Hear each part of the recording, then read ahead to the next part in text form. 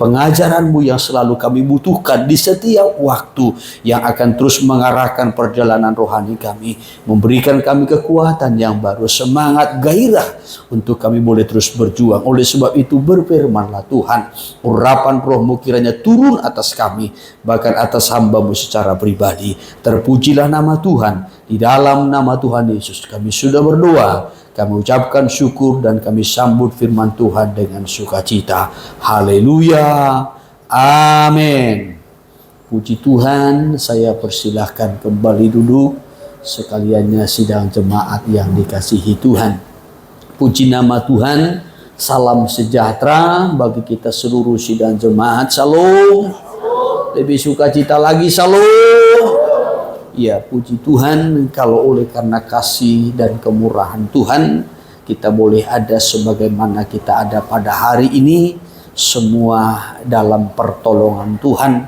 Kiranya kita juga tetap diberikan keselamatan, kesehatan, bahkan juga perpanjangan umur, dilimpahi dengan segala berkat yang terbaik, sehingga kita boleh terus bergairah di dalam Tuhan hingga sampai kepada hari yang terakhir. Kalau sampai hari ini kita ada, tentu sekali lagi semua berkat kasih anugerah Tuhan, pertolongannya yang tiada henti-hentinya, yang selalu kita alami setiap waktu. Biarlah kiranya melalui firman Tuhan juga yang selalu dilimpahi bagi kita, saudaraku, yang menjadi kekuatan kita, bahkan yang mengarahkan seluruh perjalanan kita, sehingga kita mengerti apa yang menjadi tujuan hidup kita dan sasaran yang mau kita capai, sehingga tidak seorang pun di antara kita yang menjadi lemah dan menjadi tawar hati, apalagi undur dari Tuhan. Sebab Tuhan tidak berkenan kita mundur, saudara. Jangankan mundur, nah saudaraku, kita tetap tidak maju pun, ya, kita ada di tempat, saudaraku, tanpa mengalami kemajuan, Tuhan juga tidak berkenan. Tuhan rindu kita maju, bergerak sampai kepada tujuan Sion, Yerusalem baru. Itulah yang menjadi puncak sukacita kita, itulah yang menjadi tujuan perjalanan rohani kita. Kita belajar dari kitab Wahyu, saudaraku, bagaimana Tuhan mengarahkan kita dalam perjalanan rohani. Jangan sampai kita gagal sehingga masuk kepada penghukuman-penghukuman. Berulang-ulang Tuhan memberikan peringatan-peringatan, bahkan juga kesempatan-kesempatan, supaya jangan sampai kita menyia-nyiakan kesempatan yang Tuhan beri. Kita sudah belajar dari kitab Wahyu sampai kepada pasal yang ke-11, yaitu pelayanan dua saksi Allah. Kita melihat dari ayat pertama sampai kepada ayatnya yang ke-10, dan malam ini saya akan kutip dari ayat 11 sampai kepada ayatnya yang ke-14. Saya memberikan temanya, jangan menyia-nyiakan kesempatan. Ya, jangan menyia-nyiakan kesempatan. Kalau pujian kita yang terakhir ini tadi mengingatkan kita, ya saudaraku, dalam baitnya yang kedua itu, ya, jangan sampai kesempatan habis dengan sia-sia dan kita tidak mendapat kemurahan Tuhan. Kiranya kesempatan-kesempatan yang Tuhan beri benar-benar kita pergunakan dengan baik. Ya, pencipta lagu ini selalu menyampaikan di dalam khotbahnya, dalam hidup ini kita harus selalu bersikap berkemas-kemas. Ya, selalu bersikap berkemas-kemas. Seakan-akan kita berkemas-kemas untuk pulang ke rumah Bapa. Ya, itu selalu penekanan khotbah daripada pencipta lagu ini. Maka kalau kita melihat lagu ini dari lirik dari awal sampai kepada akhirnya, sampai ke refnya, saudaraku, ya, mengarahkan fokus kita betul-betul tertuju ke rumah Bapa Sorgawi dan berjuang sampai kepada garis akhir. Ya, yang walaupun Tuhan masih memberikan kita hidup, kesehatan, umur yang panjang, kesempatan demi kesempatan, namun dalam hidup ini kita harus seperti berkemas-kemas. Kita tidak tahu kapan waktu, kapan batas waktu. Kan itu lirik pujian kita ini. Oleh sebab itu kita harus selalu berada dalam kondisi berkemas-kemas. Kapanpun Tuhan suruh pulang, saudaraku, kita sudah siap sedia. Haleluya. Iya. Saudara yang terkasih, tetapi saya bukan mau menyuruh kita supaya cepat-cepat pulang ke rumah Bapa, tidak. Ya, kalau Tuhan masih memberikan kita waktu kesempatan menyelesaikan tugas sampai kepada garis akhir, selesaikan dengan baik. Jangan pulang tanpa menyelesaikan tugas. Jangan pulang tanpa menyelesaikan tanggung jawab dengan baik. Maka kalau Tuhan memberikan kita kesempatan, mari kita berjuang mempergunakan waktu sebaik mungkin dan mempertanggungjawabkan segala sesuatu yang Tuhan percayakan. Nah, kembali kepada Wahyu pasal yang ke-11. Wahyu pasal 11 adalah pelayanan dua saksi Allah, itu dari ayat 1 sampai kepada ayat yang ke-14. Lalu dari ayat 15 nanti sampai kepada ayat 19 adalah sangkakala yang terakhir. Itulah peniupan sangkakala yang ke-7, disertai dengan nyanyian puji-pujian para tua-tua, ya, yang ada di hadapan tahta Allah di sorga. Saya sudah menerangkan ini dari ayat 1 sampai kepada ayat 10. Bagaimana pelayanan dua saksi Allah ini, kita melihat pelayanannya itu memiliki ciri seperti pelayanan Musa dan Elia. Kenapa demikian? Karena yang pertama-tama dapat mengubah air menjadi darah, dapat mengatur cuaca, menahan hujan supaya tidak turun, juga dapat menurunkan api. Ya, dapat menurunkan api. Dan bukan hanya itu saja, saudaraku, bahkan juga mampu ataupun dapat punya kuasa untuk mendatangkan malapetaka kapan saja dikehendakinya. Ya, kepada orang-orang yang menolak pelayanannya atau yang tidak mau bertobat, yang tetap hidup di dalam dosa. Mereka punya kuasa selama 42 bulan atau 3,5 tahun atau sama dengan 1260 hari. Tetapi setelah mereka selesai melakukan tugas, selesai ya? Iya. Setelah mereka selesai melakukan tugas, maka muncullah binatang yang dari jurang maut, lalu memerangi mereka dan membunuh mereka. Ya, mereka dibunuh mati dan tergeletak mayatnya di jalan raya kota besar, ya, yaitu Yerusalem. Ya, di mana kota itu secara rohani akan berubah seperti Sodom, Gomora, dan juga seperti Mesir. Saya sudah terangkan ini pada minggu yang lalu. Sodom itu berbicara tentang dosa homoseksual, sedangkan Mesir itu adalah dosa perzinahan. Tetapi saudaraku, sebelum lebih lanjut kita perhatikan ayat 11. Setelah kedua saksi ini mati, mayatnya dibiarkan di jalan dan tidak diizinkan untuk dikubur. Lalu mereka bersuka cita dan mereka saling mengirim hadiah satu dengan yang lain sebagai bentuk sukacitanya. Ya, dibiarkan saudaraku. Tidak diizinkan untuk dikubur. Tetapi setelah 3,5 hari, maka masuklah roh kehidupan. Ya, maka dua saksi yang sudah mati itu hidup kembali. Sehingga mereka terkejut, katanya. Ya, mereka terkejut. Ya, karena hidup kembali.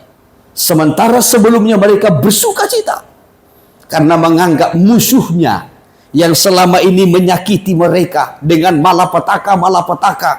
Ya, oleh karena mereka hidup dalam dosa. Maka dua saksi ini mendatangkan malapetaka, dan itu menjadi siksaan bagi orang-orang di dunia. Ya. Sekali lagi, sebelum kita lanjutkan kepada ayat 11, saya ajak kita kembali memperhatikan dari ayat 7 dulu. Dan apabila mereka telah menyelesaikan kesaksian mereka, terus, maka binatang yang muncul dari jurang maut iya, akan memerangi mereka terus, dan mengalahkan serta membunuh mereka. iya, lanjutkan. Dan mayat mereka akan terletak di atas jalan raya kota besar, Iya, yang secara rohani disebut Sodom dan Mesir, terus, di mana juga Tuhan mereka disalibkan. iya, lanjutkan. Dan orang-orang dari segala bangsa dan suku dan bahasa dan kaum, Iya, melihat mayat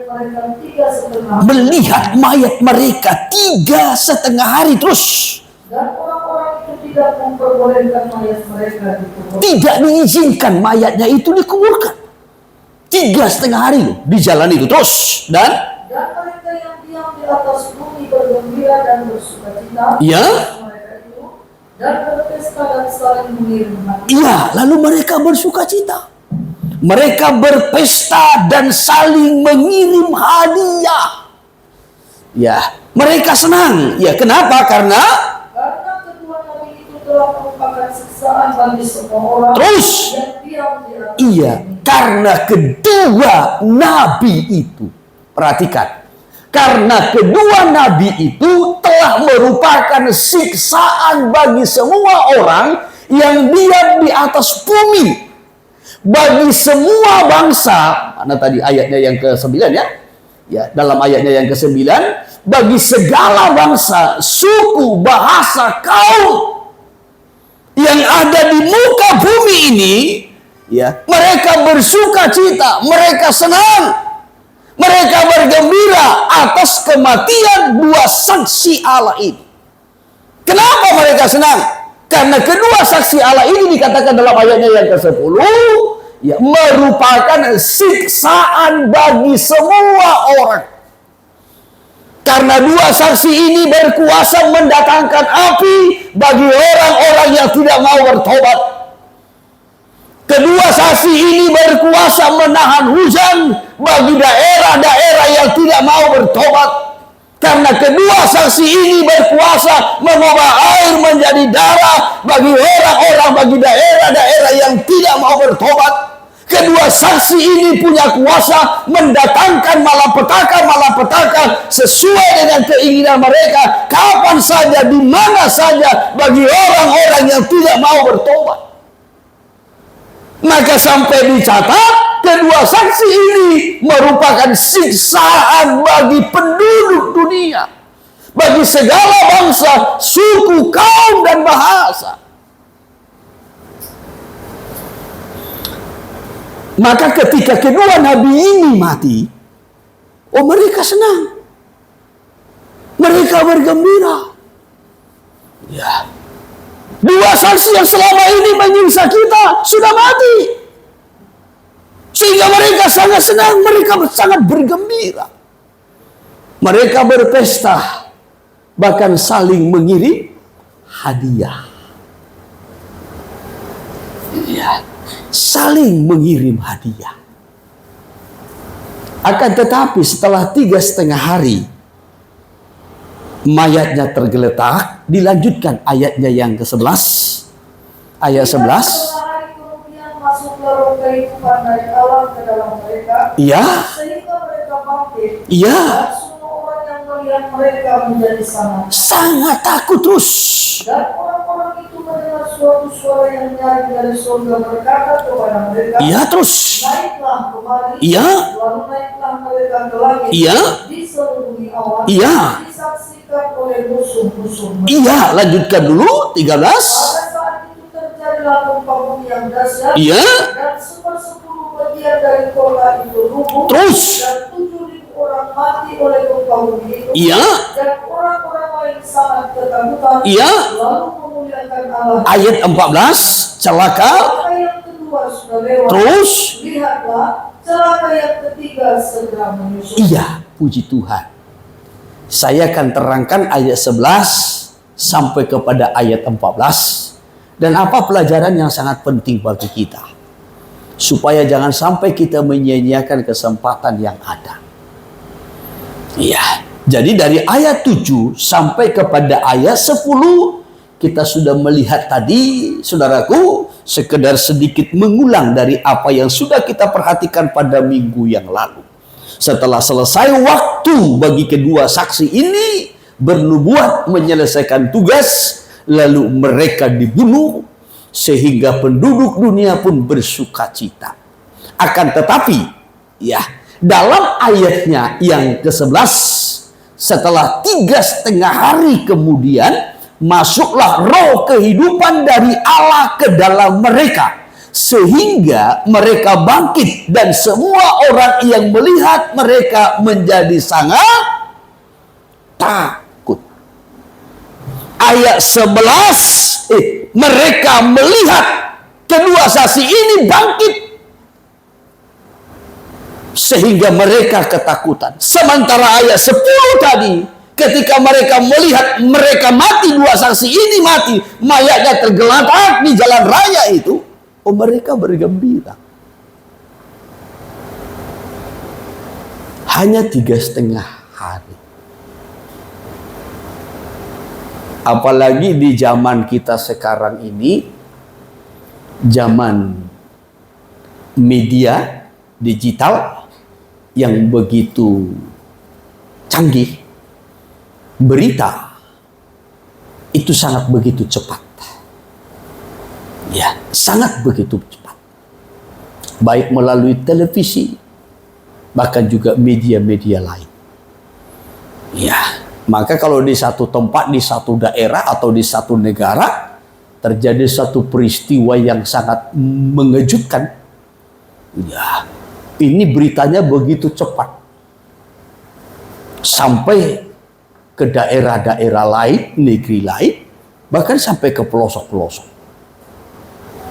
Di zaman kita ini, bahkan juga zaman makin canggih toh, ya, dan berita begitu cepat. Jadi walaupun nanti peristiwa ini contohnya terjadi di Yerusalem, di jalan raya Yerusalem, ya, ketika dua saksi ini mati, maka berita ini begitu cepat sampai ke seluruh dunia. Ya. Maka seluruh dunia akan bergembira, bersuka cita. Ya. Karena kematian kedua saksi ini. Ya. Jadi berita itu begitu cepat. Namun dalam ayat 11 tadi, ketika mereka bangkit, hidup kembali, sukacita itu berubah dalam waktu yang seketika menjadi rasa takut. Menjadi rasa takut. Dari sini kita melihat benarlah apa yang dikatakan oleh firman Tuhan. Kesukaan atau sukacita atau kegirangan orang fasik itu tidaklah lama. Ya. Tidak berlangsung lama. Sukacita orang fasik itu begitu cepat. Ayat 10 mereka bersukacita, mereka berpesta, mereka bersenang-senang, bahkan saling mengirim hadiah. Tetapi ayat 11 sudah dilanda rasa takut. Kitab Ayub pasal 20. Kalau kita melihat dari ayat pertama, 2, 3, 4, dan seterusnya, menyatakan dari sejak dulu, kesukaan orang fasik itu tidak pernah bertahan lama. Tapi saya kutip dari ayat 5 saja.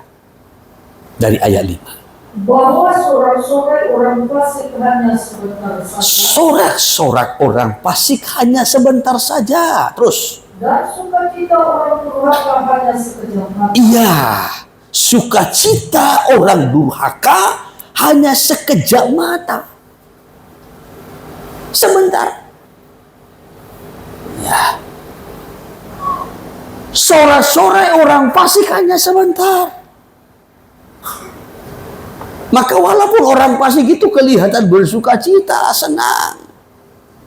Ya, bahkan termasuk dikatakan orang durhaka. Ya, orang yang memberontak, orang yang melawan. Ya, itu sukacitanya sekejap saja.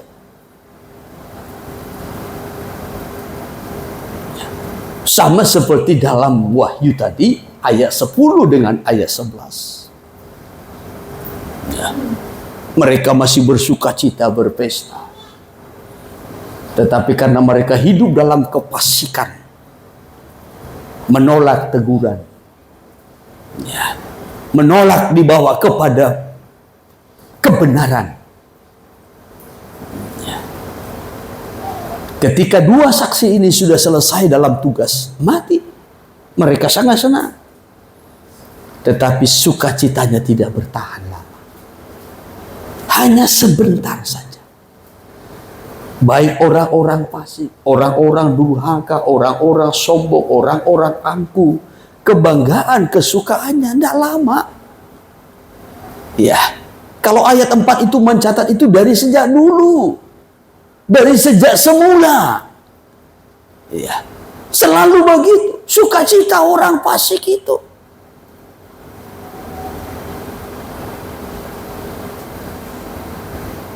Saudara bayangkan.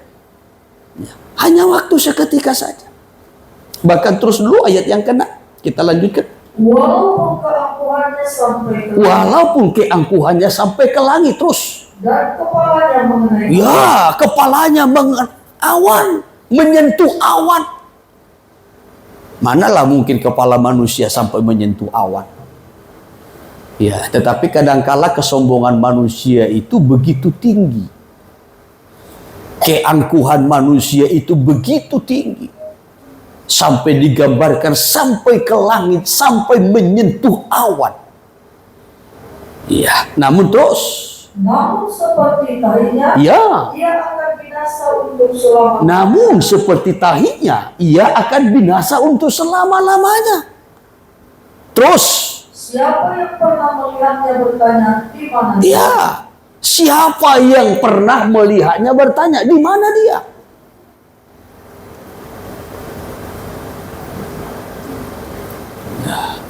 Nggak pernah ditanya, nggak pernah dicari. Ya. Maka kalau orang fasik itu kalau sudah binasa, kalau sudah dihukum, nggak ada yang cari. Sampai digambarkan ini seperti kotoran loh. Saudara kalau sudah buang kotoran, saudara pernah cari? Kemudian tadi kubain hati. Ya. Saudara sudah buang kotoran, saudara siram, saudara masih cari-cari? Bayangkan orang fasik, orang angkuh, orang sombong digambarkan seperti itu.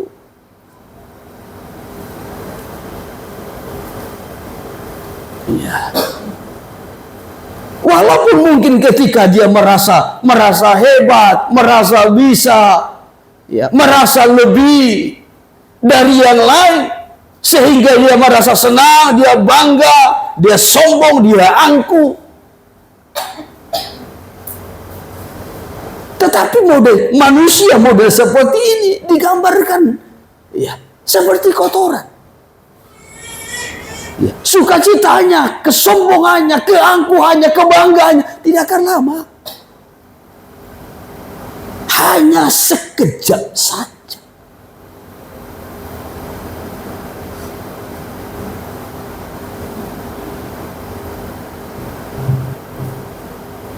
Sama seperti penduduk dunia nanti saat pelayanan kedua saksi.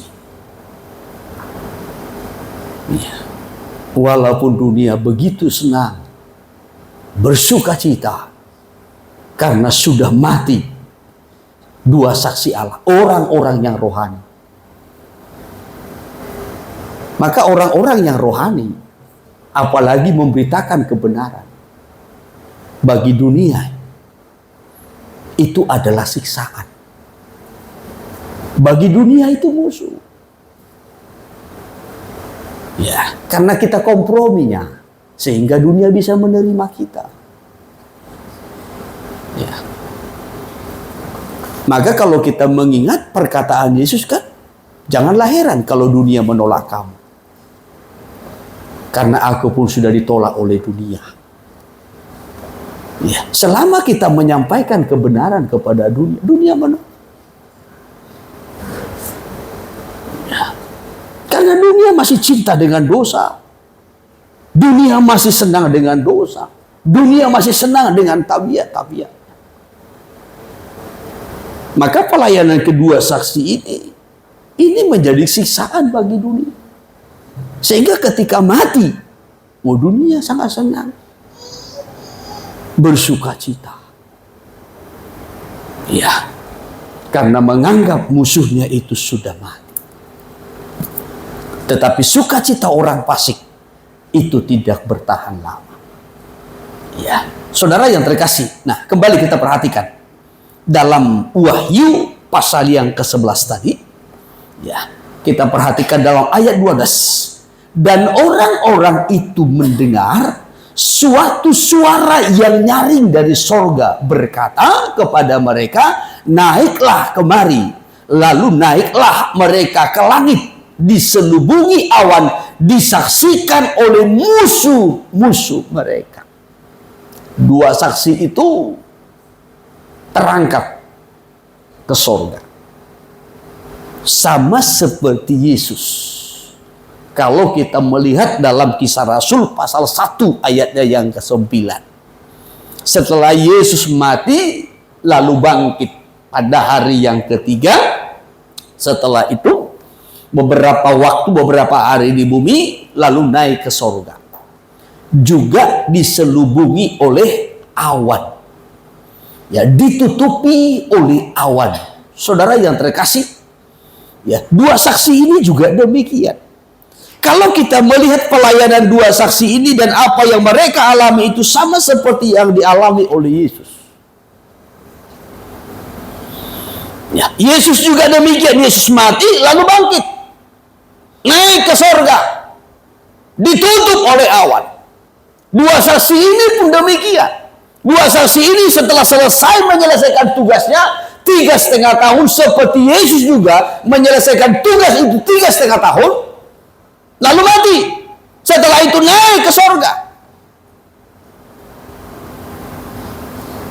Saudaraku, ya, di sini kita mau melihat dalam ayat 12 ini, pelayanan dua saksi ini menggambarkan juga pelayanan Yesus selama ada di bumi ini. Untuk menyatakan bahwasanya Yesus itu adalah Tuhan. Apa?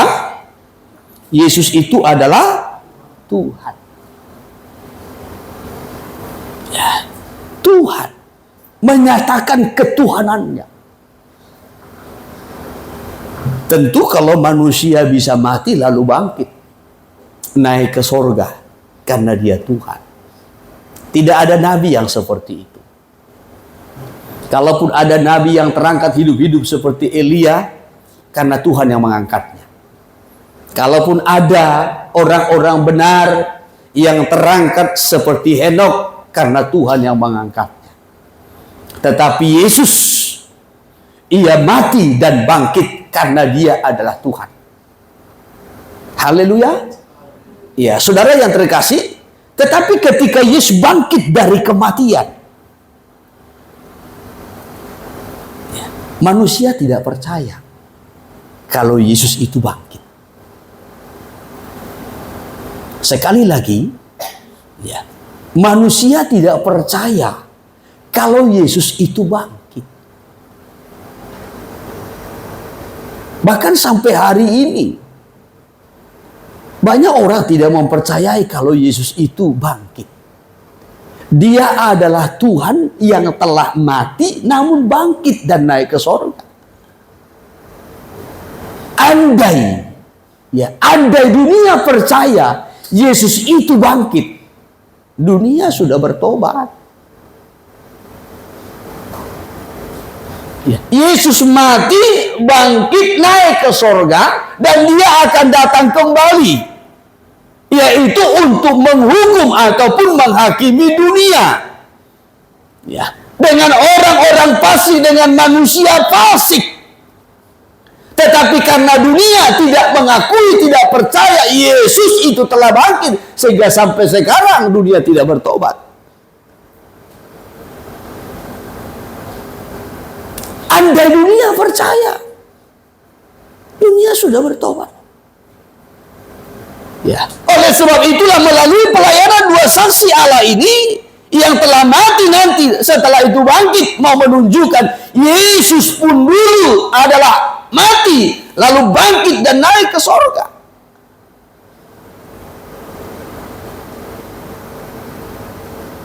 Jadi melalui pelayanan dua saksi ini mau menyatakan Yesus itu benar-benar Tuhan. Ya.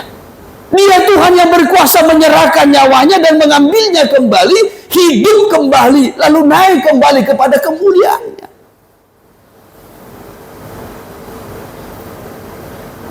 Maka nanti dunia ketika melihat dua saksi ini mereka ketakutan toh. Ya. Mereka ketakutan. Sebab mereka menyadari bahwasanya Yesus Tuhannya dulu yang dulu pernah mati lalu bangkit. Oh benar-benar bangkit. Benar-benar hidup.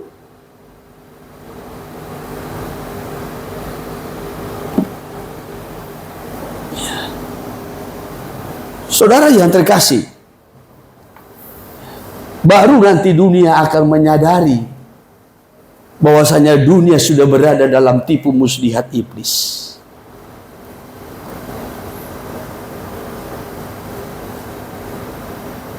Kalau selama ini manusia tidak percaya karena iblis yang telah membutakan mata rohani manusia, sehingga manusia tidak percaya akan kuasa kebangkitan. Tetapi nanti mereka akan menyaksikan sendiri bagaimana dua saksi Allah itu bangkit. Lalu mereka mulai percaya, dunia mulai percaya, ada kebangkitan. Yesus bangkit. Dan kebangkitannya, ia bangkit untuk menghukum orang-orang yang tidak percaya. Dalam 2 Tesalonika, pasal 2, supaya dihukum semua orang yang tidak percaya. Ya, dalam 2 Tesalonika pasal 2, boleh kita awali dari ayat 9 dulu. Dari ayat 9, ya. Kedatangan si pendurhaka itu adalah pekerjaan iblis, ya. Dan akan disertai rupa-rupa perbuatan ajaib, Terus. tanda-tanda dan mujizat-mujizat palsu. Ya, terus. Dengan rupa-rupa tipu daya jahat terhadap orang-orang yang harus binasa. Tipu daya jahat terhadap orang-orang yang akan binasa, terus. Karena mereka tidak menerima dan mengasihi kebenaran yang dapat menyelamatkan mereka. Iya, karena mereka tidak menerima dan tidak mengasihi kebenaran yang dapat menyelamatkan mereka. Mereka menolak. Ya. Mereka tidak menerima dan mereka tidak mengasihi kebenaran yang dapat menyelamatkan mereka. Siapakah kebenaran ini? Yesus. Amin. Yesuslah kebenaran itu. Ya. Jadi dunia karena tipu muslihat si jahat sehingga menolak kebenaran, menolak Yesus, menolak kebangkitannya, menolak kesaksiannya.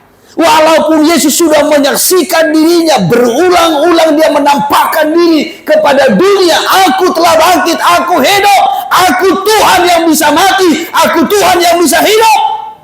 Tetapi dunia menolak. Dunia menolak kesaksian Yesus.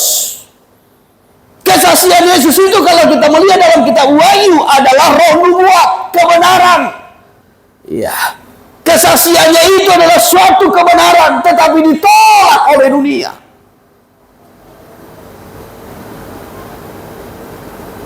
Karena dunia menolaknya, maka terus ayat 11. Dan itulah sebabnya Allah mendatangkan kesesatan atas mereka. Terus. Yang menyebabkan mereka percaya. Ya, lalu Allah biarkan mereka. Tuhan memberikan kesempatan, tetapi mereka menolak kesempatan. Tuhan memberikan peluang, mereka menyia-nyiakan peluang. Akhirnya Tuhan biarkan mereka hidup dalam kesesatan. Walaupun Tuhan sudah lebih dahulu menyampaikan firman melalui pelayanan Yesus, melalui pengajarannya, melalui khotbahnya. Bahkan dia sendiri sudah menyaksikan dia adalah Tuhan. Ya, dia yang telah mati, dia telah bangkit dan berulang-ulang menampakkan diri sebelum dia naik ke sorga.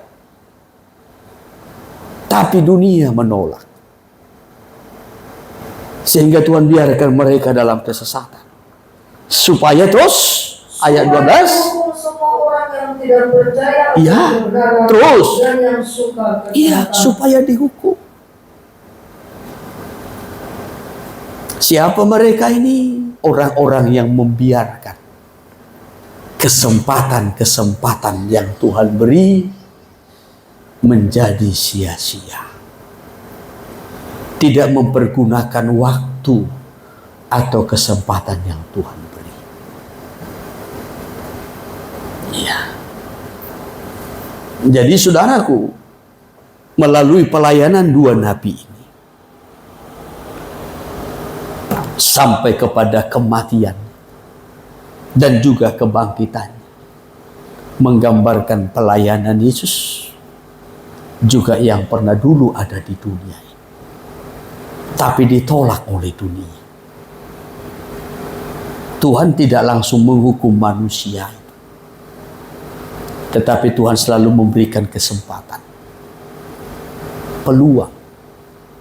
Maka berulang-ulang saya menyampaikan sebelum sangkakala yang ke-7, sangkakala yang terakhir ditiup, Wahyu pasal 10 adalah pembukaan kitab kecil yang dibukakan. Sedangkan pasal 11 adalah pelayanan saksi Allah. Dua saksi Allah.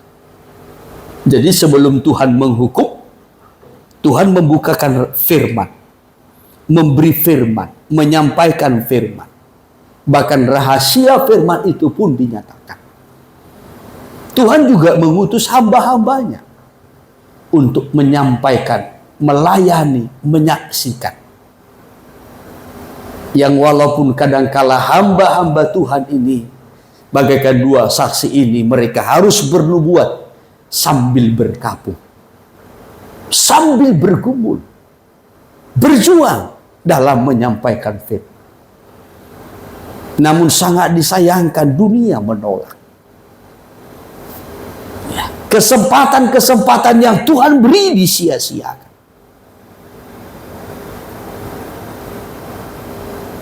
Ya. Justru ketika kematian dua saksi ini, ini menjadi kesukaan bagi dunia. Namun tidak berapa lama kesukaan itu berakhir dengan ketakutan. Karena dua saksi Allah itu hidup dan kembali naik ke surga. Saudara yang terkasih, kalau kita perhatikan dalam ayatnya yang ke-12 sampai kepada ayat 13, ketika dua saksi ini bangkit, terjadilah gempa bumi yang dahsyat. Itu ayat 13. Pada saat itu terjadilah gempa bumi yang dahsyat, dan 1/10 bagian dari kota itu rubuh, dan 7.000 orang mati oleh gempa itu, dan orang-orang lain sangat ketakutan. Ya, lalu memuliakan Allah yang di sorga. Ya. Saudara yang terkasih, ini adalah kesadaran yang terlambat. Sadarnya sudah terlambat. Kesempatan sudah tertutup. Karena pelayanan dua saksi sudah selesai. Kesempatan sudah tutup. Lalu mereka sadar bahwasanya ada kebangkitan. Mereka sadar kalau itu adalah pekerjaan Tuhan. Mereka sadar bahwasanya Tuhan ada. Mereka sadar kalau selama ini mereka tersesat dan hidup dalam dosa.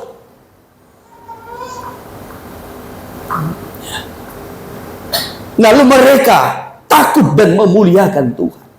Ini yang saya katakan tadi, kesadaran yang sudah terlambat. Ya. Jadi banyak orang sadar tapi sudah terlambat.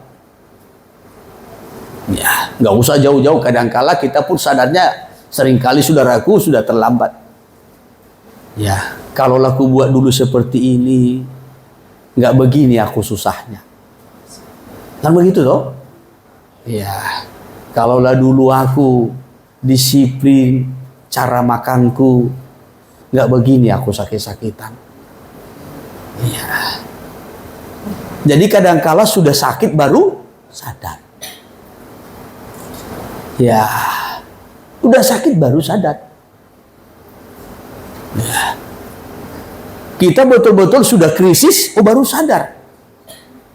Ya, kenapalah dulu ya. Ya, pas aku ya diberkati, waktu limpah, nggak nabung begitu ya.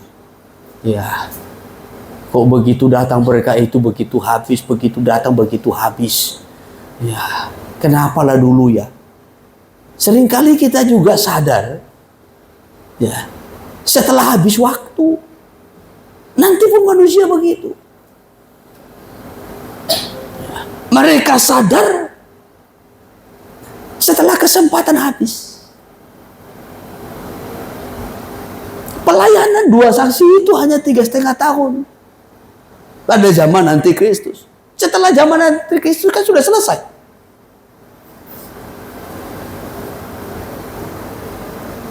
Pelayanan 2 saksi ini bagi orang-orang yang tertinggal dan juga bagi umat Israel yang mengalami kegerakan rohani pada zaman Antikristus. Ya. Nanti mereka sadar, tetapi sudah lewat masanya. Maka tadi saya memberikan temanya, jangan menyia-nyiakan kesempatan. Kalau Tuhan memberikan kita waktu, kesempatan di zaman kemurahan ini, pergunakan waktu yang Tuhan beri. Haleluya. Iya. Nah, jadi kembali kita perhatikan. Ketika 2 saksi ini bangkit, terjadi gempa bumi. Sama seperti Yesus. Ketika Yesus bangkit, juga terjadi gempa. Saat Yesus mati, gempa terjadi. Tabir bayi suci itu terbelah. Ya, dalam tabernakel, ya, tabir bayi suci itu terbelah dari atas sampai ke bawah. Kitab Matius pasal 27. Saya kutip dulu, Matius pasal 27. Boleh kita melihat dari ayatnya yang ke-50. Demikian Ayat 50, iya. Yesus berseru pula dengan suara nyaring lalu menyerahkan nyawanya. Ya, terus. Dan lihatlah, Ya. tabir bait suci terbelah 2 dari atas sampai ke bawah. Ya. Dan terjadilah gempa bumi. Terjadilah gempa bumi, ya. Dan bukit-bukit batu terbelah. Ya, ini saat Yesus mati. Ya, saat Yesus mati, itu tadi ayat 50, Yesus berseru pula dengan suara nyaring lalu menyerahkan nyawanya, mati. Haleluya. Ya, lalu ayat 51, lihatlah tabir bait suci terbelah 2 dari atas sampai ke bawah dan terjadilah gempa bumi dan bukit-bukit batu terbelah. Dalam tabernakel, ya, pintu tirai tabir bait suci itu terbelah, koyak. Ya, ini saudara, dari atas sampai ke bawah, menggambarkan bahwasannya ruang suci dengan ruang maha suci itu bagaikan nyatu, sehingga bisa terlihat. Ya. Saat Yesus mati dan dikatakan terbukalah kubur-kubur, maka orang-orang mati di dalam Tuhan selama perjanjian lama itu bangkit. Lalu ketika Yesus naik, ketika Yesus bangkit, mereka juga ikut. Coba terus dulu. Kita lanjutkan dulu. Dan kuburan-kuburan terbuka. Terus. Dan banyak orang kudus yang telah meninggal. Iya, banyak orang kudus yang telah meninggal. Iya, terus. Dan sesudah kebangkitan Yesus. Terus. Mereka pun keluar dari. Lalu Masuk ke kota kudus. Iya. Dan menampakkan diri kepada banyak orang. Iya. Ini orang-orang kudus dalam perjanjian lama. Ya, namun yang saya mau kutip di sini bahwasanya ketika Yesus mati terjadi juga gempa bumi. Ya, lalu kita naik kepada pasal 28-nya. Dalam pasal 28 Yesus bangkit. Ketika Yesus bangkit dari kematian juga terjadi gempa bumi. Ya, pasal 28 ayat 1. Setelah hari Sabat lewat, iya, menjelang menyingsingnya fajar pada hari pertama minggu itu, terus, pergilah Maria Magdalena dan Maria yang lain menengok kubur itu. Iya, terus. Maka terjadilah gempa bumi yang hebat. Ya, ini pada waktu kebangkitannya loh. Terjadi gempa bumi yang hebat terus. Sebab seorang malaikat Tuhan turun dari langit. Iya. Dan datang ke batu itu. Terus. Dan menggulingkannya lalu duduk. Iya. Gempa bumi inilah yang mengakibatkan batu itu terguling. Terjadi gempa. Kalau dua saksi itu tadi ketika bangkit dari kematian terjadi gempa. Sehingga dunia menjadi takut. Sama halnya ketika Yesus juga bangkit dari kematian terjadi gempa. Hal ini juga menjadi menimbulkan ketakutan bagi penjaga kubur. Iya. Coba terus dulu. Wajahnya bagaikan kilat. Iya, terus. Dan pakaiannya putih bagaikan. Perhatikan ayat 4 dan penjaga-penjaga kubur itu gentar dan ketakutan dan menjadi seperti orang-orang mati. Ya. Jadi apa yang dialami oleh kedua saksi itu seperti apa yang dialami oleh Yesus. Tujuannya adalah mau menyatakan kepada dunia kalau dulu Yesus mati, Yesus bangkit, itu benar-benar terjadi. Itu bukan manipulasi. Kalau manusia tidak percaya karena ditipu oleh iblis, ya, dan manusia cinta dengan dosa, hidup dalam dosa, dan Tuhan biarkan. Supaya apa? Supaya dihukum semua orang yang tidak percaya dan cinta kepada kebenaran.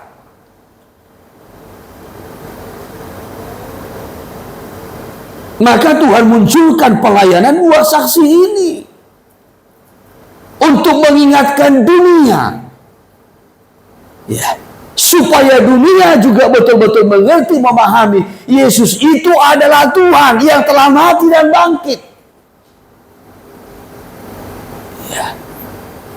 Dan dia akan datang kembali untuk menghukum, untuk menghakimi dunia. Supaya dunia betul-betul percaya. Ya. Kalau kita betul-betul percaya Yesus itu mati dan bangkit dan naik ke sorga serta akan datang kembali, tidak akan ada di antara kita yang main-main. Kita akan sungguh-sungguh mempersiapkan diri kita untuk siap menyambut kedatangannya kembali. Haleluya.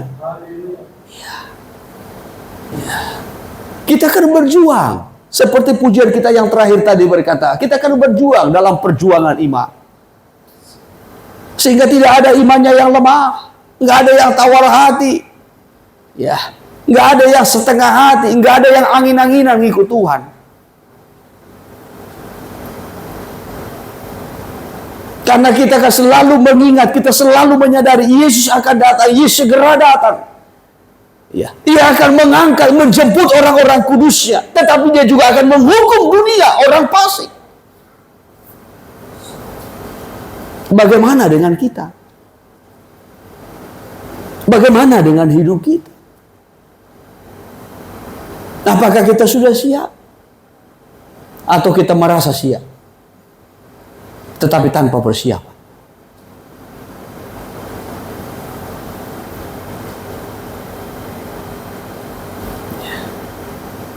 Jangan sampai kita terkejut oleh karena peristiwa-peristiwa yang terjadi. Jangan sampai peristiwa-peristiwa ini mengejutkan kita karena kita kurang mempersiapkan diri.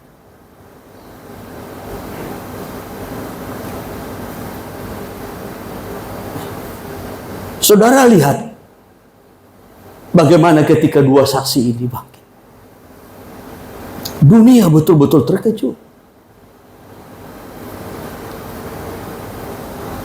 Sadar kalau semua itu adalah rencana dan pekerjaan Tuhan. Tetapi kesadarannya sudah terlambat.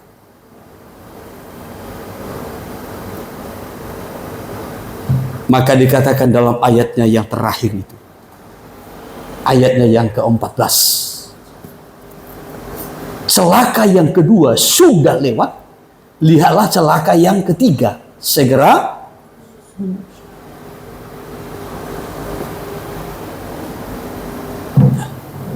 Apa celaka yang akan segera menyusul? Peniupan sangkakala yang ketujuh. Ya, peniupan sangkakala yang ketujuh. Setelah peniupan sangkakala yang ketujuh, baru nanti akan masuk kepada Wahyu pasal 12. Bagaimana gereja sudah seharusnya berada dalam keadaan sempurna. Itu yang akan luput. Itu yang akan selamat. Maka nanti pada pasal 12, gereja itu yang sempurna itu digambarkan seperti seorang perempuan berselubungkan matahari, berpijak pada bulan, bermahkotakan 12 bintang di atas kepalanya. Ya. Coba Wahyu pasal 12 ayat 1. Wahyu pasal 12 ayat 1. Ya. Maka tampaklah suatu tanda besar di langit. Tanda besar di langit, terus Seorang perempuan berselubungkan matahari. ya, terus Dengan bulan di bawah kakinya. terus Dan sebuah mahkota dari 12 bintang di atas kepalanya. iya. Ini logo kita, logo mempelai. Ya. Saudara yang terkasih, ini menggambarkan gereja dalam kondisi yang sempurna. Perempuan ini menggambarkan gereja dan dipenuhi dengan terang. Baik terang matahari yang sebenarnya menggambarkan Allah Bapa, sumber segala terang, dan juga berpijak pada bulan, menggambarkan Allah Anak, itulah Tuhan Yesus yang memancarkan terang dari matahari. Yesus itu memancarkan terang dari Allah Bapa. Demikian juga ada 12 mahkota bintang di atas kepalanya, menggambarkan terang dari Roh Kudus yang akan memimpin, menerangi gereja. Ya. Saudara yang terkasih, terang dari Tritunggal Allah ini memenuhi gereja. Tetapi kita perhatikan dalam ayatnya yang kedua. Ya, dalam ayatnya yang kedua, perempuan ini dikatakan sedang sakit bersalin. Coba ayat 2. Ia sedang mengandung, Ia sedang mengandung, ya. dan dalam keluhan dan penderitaannya hendak melahirkan. Ya. Ia berteriak kesakitan. Ya.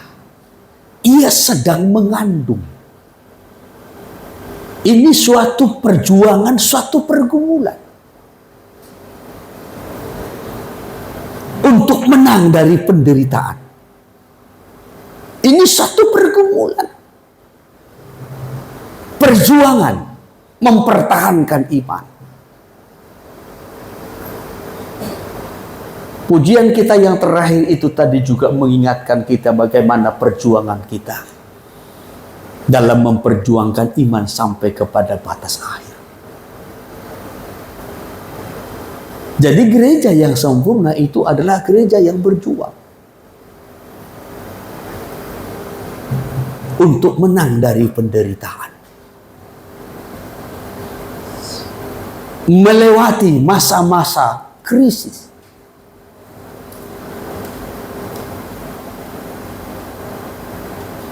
Saya percaya bagi saudara kaum ibu yang pernah mengalami proses persalinan, saudara mengalami satu penderitaan yang begitu berat, pergumulan yang begitu berat, perjuangan yang begitu berat untuk melahirkan seorang anak. Ya. Ketika anak itu lahir, ada sukacita yang besar. Penderitaan ketika saudara mengandung sampai bersalin, rasanya hilang. Setelah saudara melahirkan anak dan melihat bayimu,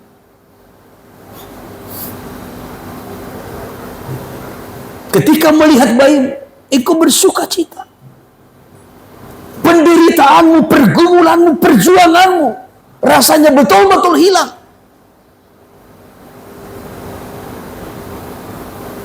Tapi yang timbul itu adalah sukacita.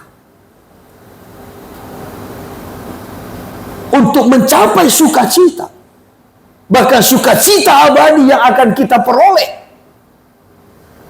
ada perjuangan.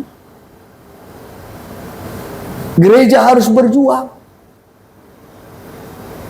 Yang digambarkan seperti seorang perempuan yang sedang sakit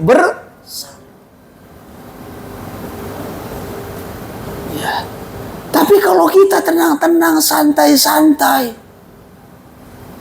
tapi mau menang, mau mengalami sukacita abadi, mau masuk surga, saya khawatir kita tidak mengalami terang yang sempurna, kemuliaan yang sempurna ini tidak.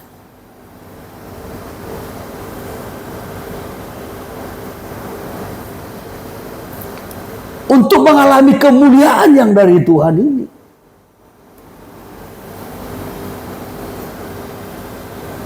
perjuangan.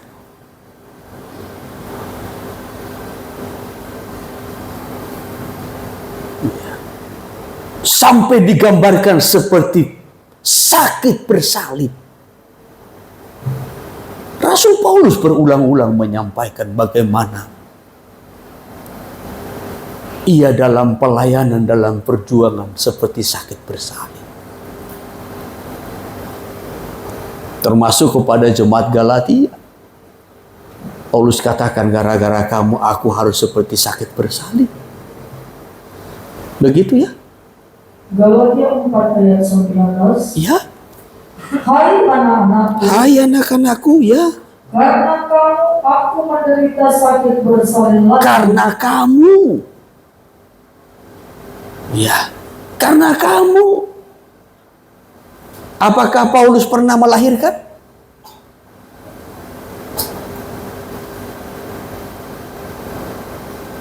Ya.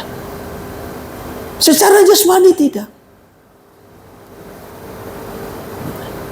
Tetapi bagaimana Paulus itu menggambarkan perjuangan imannya, perjuangan pelayanannya.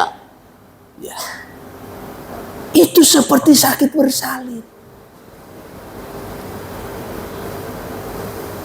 Sampai dikatakan, hai anak-anakku, karena kamu aku menderita sakit bersalin lagi.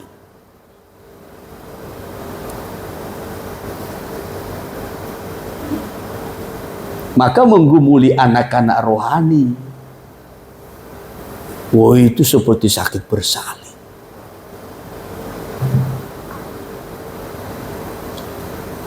Ya kami pun sebagai gembala harus mengalami itu. Ya, untuk melahirkan anak-anak rohani enggak gampang. Ya, enggak gampang.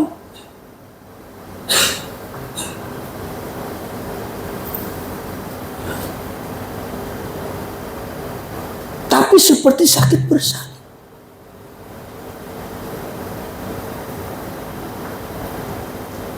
Setelah itu nanti baru ada sukacita. Maka beda dalam pelayanan dengan luar sana beda. Ya, menangani memimpin pelayanan jemaat dengan memimpin suatu usaha, perusahaan itu berbeda. Beda. Kalau di perusahaan seperti saudara di PT-PT kan, ya kalau ada karyawan yang mengulah, ya jual mahal, malas, ya saudaraku kan bisa langsung ditindak toh. Ya, kau mau kerja di sini enggak? Ya, kau mau uang enggak? Kau mau makan enggak? Kalau enggak keluar. Ya, kalau di pelayanan enggak bisa. Kalau di pelayanan seperti sakit bersalin. Ya. Maka kalau kami buat seperti di perusahaan, saudara kan udah lama kita nggak ketemu lagi. Ya. Kami tidak bisa juga memaksakan kehendak kami. Enggak. Ya. Kadangkala jemaat yang perlu, seakan-akan kami yang perlu. Jemaat yang butuh, jemaat yang perlu ditolong, seakan-akan kami yang perlu ditolong. Itulah dalam pelayanan. Yesus datang. Siapa yang mau ditolong? Manusia toh? Ya. Tetapi Yesus yang harus seperti merendah. Yesus yang seperti harus mengemis.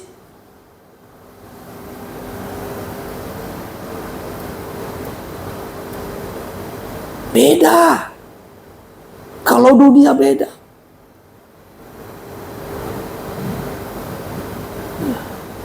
Maka saudara juga baik dalam pelayanan, baik di komsel, ya, bahkan juga pelayanan-pelayanan lain, baik di sekolah minggu.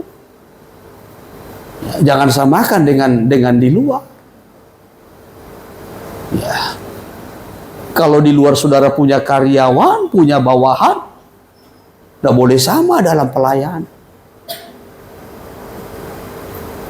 Nah, seperti saya katakan tadi, kadang-kala jemaat yang perlu, tapi kita yang seperti perlu. Jemaat yang perlu ditolong, dibantu, didukung. Kita yang harus seperti mengemis. Beda. Maka Rasul Paulus menyampaikan, aku seperti sakit bersalin. Ya, sekali lagi dulu.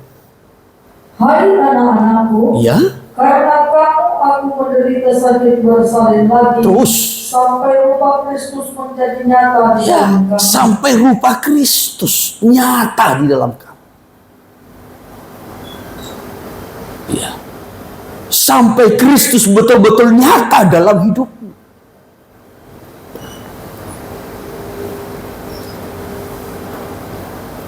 Kalau hidup kita ini segambar dengan Kristus, semakin serupa dengan Kristus, ya, itu kebutuhan kita masing-masing. Itu berkat saudara. Kalau saudara semakin segambar dengan Kristus, ya, itu berkat saudara. Itu kemuliaan saudara. Tetapi sebagaimana Paulus sampaikan, aku yang sakit bersalib, aku yang berjuang, aku yang menderita.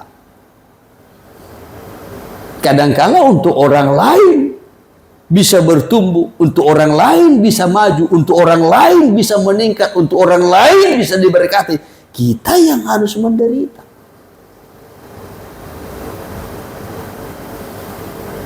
Ya. Jadi kalau kita melihat tadi penampilan gereja dalam kemuliaan, dalam kesempurnaannya, itu tidak secara tiba-tiba, tidak. Ada tanda di langit, seorang perempuan berselubungkan matahari, berpijak pada bulan, bermahkotakan 12 bintang di atas kepalanya. Gereja yang sempurna, gereja dalam kemuliaan Tuhan. Itu bukan mujizat. Tapi ingat ayat 2-nya.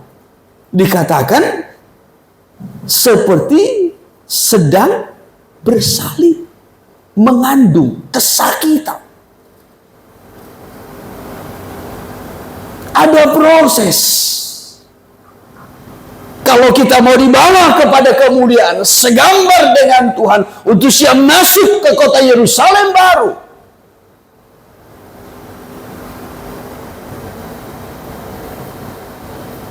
ada prosesnya, seperti sakit bersalin.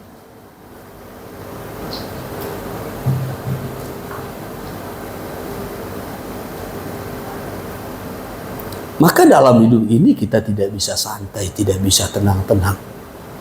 Ya, mujizat terjadi, hidup kita langsung berubah, tidak.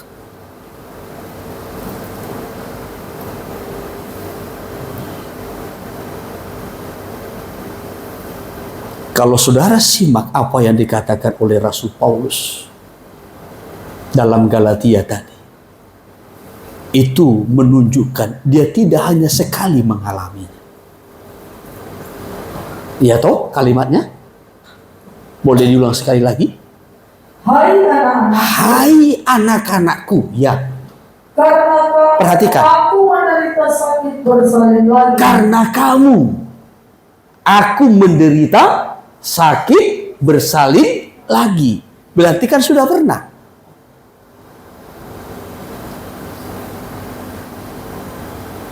Ya toh? Ya.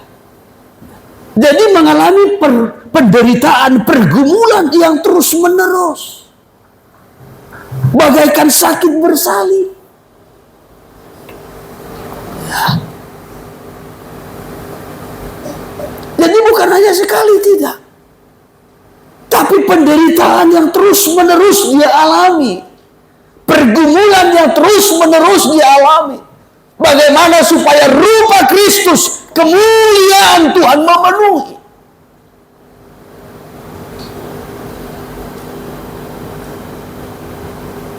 Demikian halnya dengan kita. Untuk mencapai kemuliaan yang sempurna, kita dibawa kepada satu proses seperti sakit bersalin.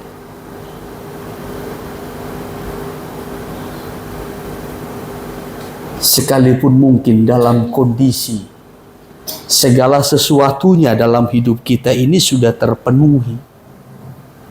Secara ekonomi mungkin kita sudah terpenuhi.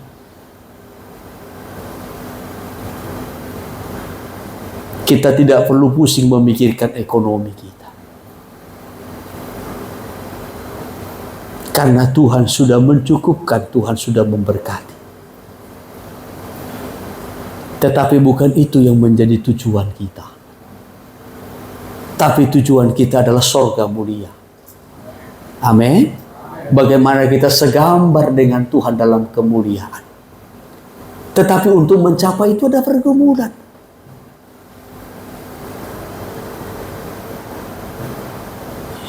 Ada pergumulan.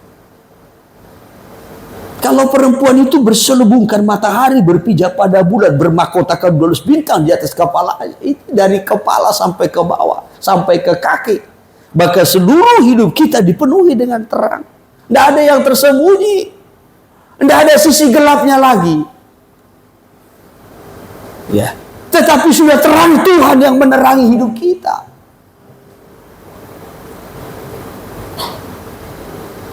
Bisa ditangkap?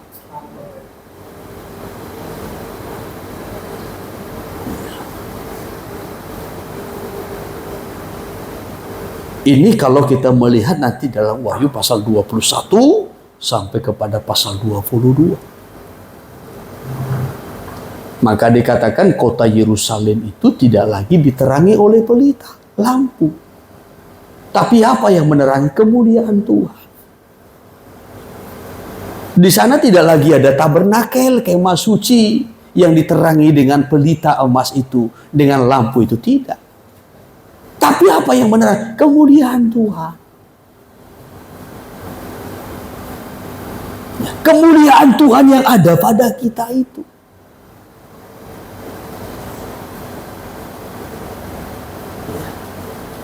Maka kalau kita memahami tabernakel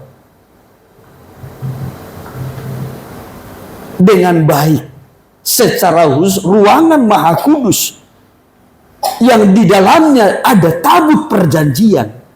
Tabut perjanjian itu menggambarkan gereja.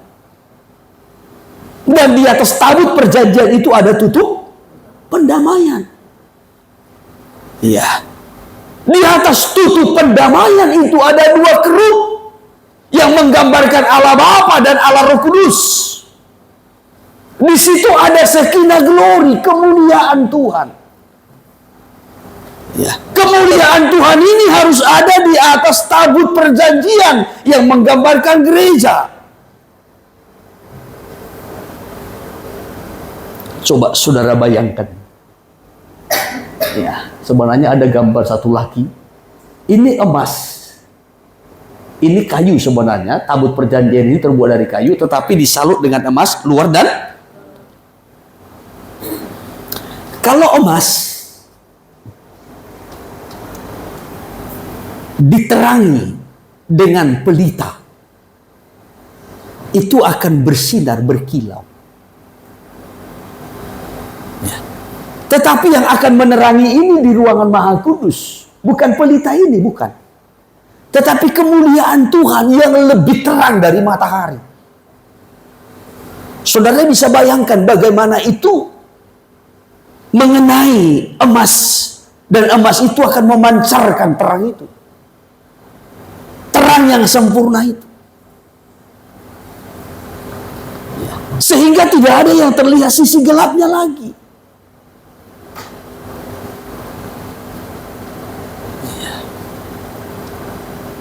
Kalau kita mengerti tabernakel secara jasmani ini saja, kita akan bisa menangkap bagaimana kerinduan Tuhan terhadap gerejanya.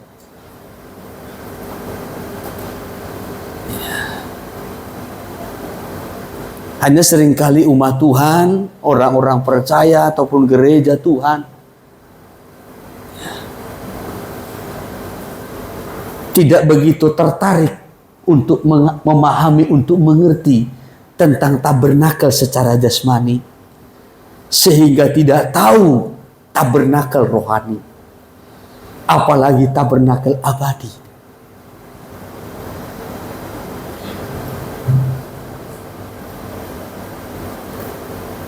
Kalau kita betul-betul mengerti, memahami, kita tahu rencana Tuhan, kerinduan Tuhan.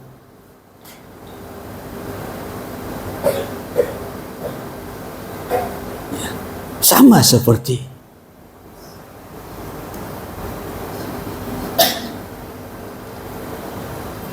hanya tadi dalam perjanjian baru sudah digambarkan seperti seorang perempuan yang berselubungkan dengan terang.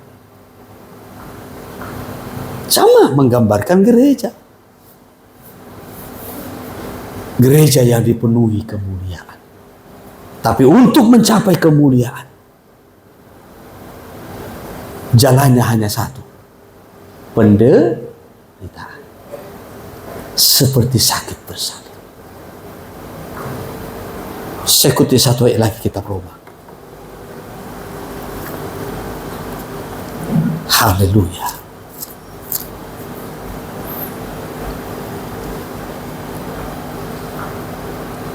Pasal yang ke-8 ayat 18. Demikian firman Tuhan. Iya. Sebab aku yakin Iya. bahwa penderitaan zaman sekarang ini Penderitaan zaman sekarang ini terus tidak dapat dibandingkan dengan kemuliaan yang akan dinyatakan kepada kita. tidak dapat dibandingkan.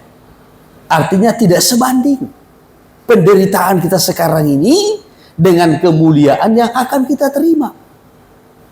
Ya, yang akan kita alami, kita peroleh. Terus Sebab dengan salat itu seluruh makhluk menantikan saat anak-anak Allah dinyatakan. ya terus. Karena seluruh makhluk telah ditaklukkan kepada kesia-siaan. Ya terus. Bukan oleh kehendaknya sendiri. Ya terus. Tapi oleh kehendak Dia yang telah 21. Tetapi dalam pengharapan. iya. Karena makhluk itu sendiri juga akan dimerdekakan dari perbudakan kebinasaan. Terus Dan masuk ke dalam kemerdekaan kemuliaan anak-anak. kemuliaan anak-anak Allah. Perhatikan ayat 22. Sebab Kita tahu iya bahwa sampai sekarang terus segala makhluk sama-sama mengeluh, sama-sama mengeluh sama merasa sakit, dan sama-sama mengalami sakit bersalin. Haleluya. Mengalami sakit bersalin. Ya, suatu pergumulan untuk melahirkan sukacita. Seperti seorang yang sakit bersalin, setelah itu ia melahirkan anak yang mendatangkan sukacita. Ya, demikian halnya dengan orang-orang percaya dengan gereja Tuhan. Masuk dalam proses bagaikan sakit bersalin untuk mengalami suatu sukacita yang besar, sukacita abadi. Coba terus. dan Bukan hanya mereka saja, tetapi kita yang telah menerima kita yang telah menerima karunia sulung roh terus. kita juga mengeluh dalam hati kita Ya. sambil menantikan pengangkatan sebagai anak, Ya. yaitu pembebasan Tuhan. Iya. Sambil menantikan kita diangkat sebagai anak dan membebaskan tubuh kita.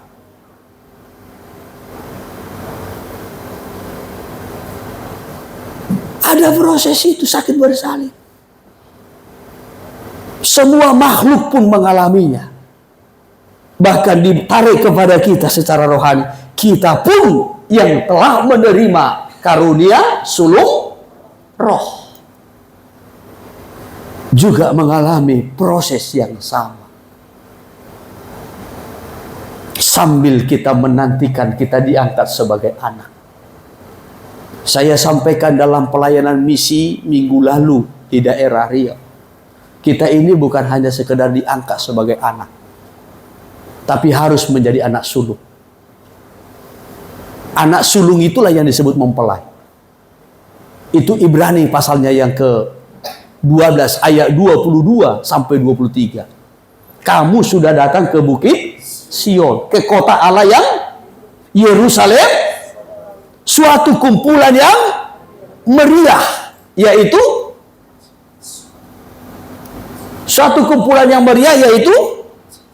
kumpulan jemaat anak sulung.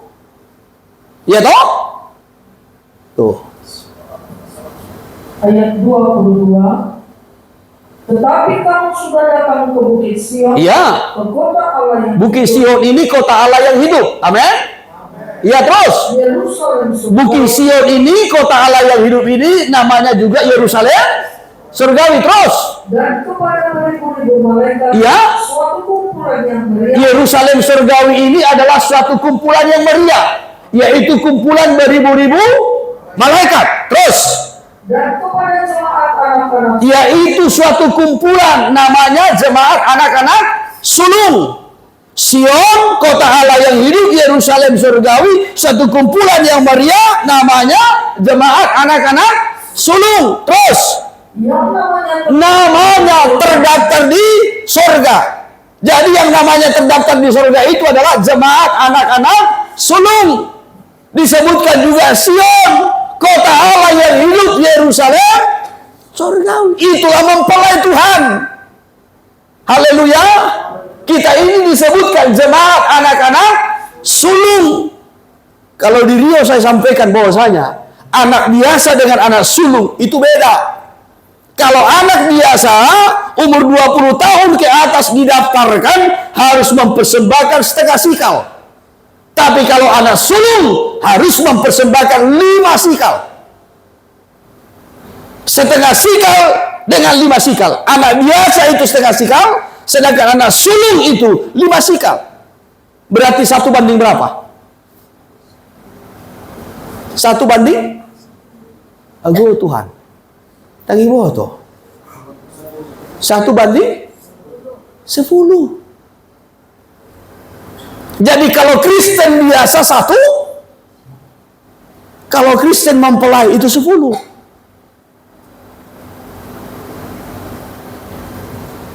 Haleluya.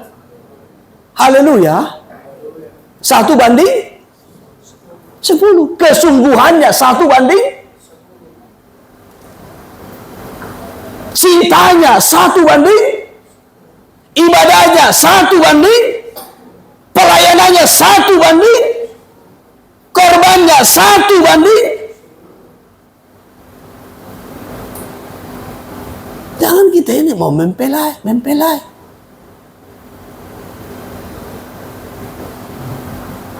Sama dengan yang biasa.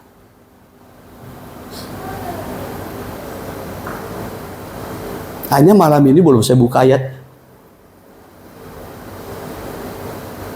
Kalau di Rio itu sampaikan.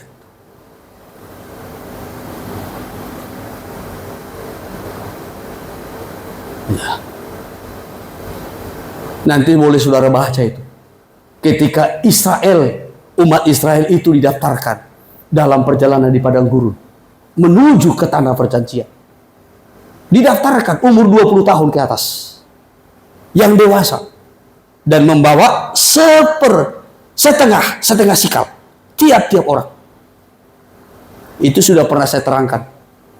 Apa tujuannya? Demi nyawanya, supaya tidak ada kutuk, dan juga untuk kegiatan di tabernakel. Tapi untuk anak sulung, harus 5 sikal. Maka perbandingannya 1 banding 10. Tapi ingat, berkat anak sulung 2 kali.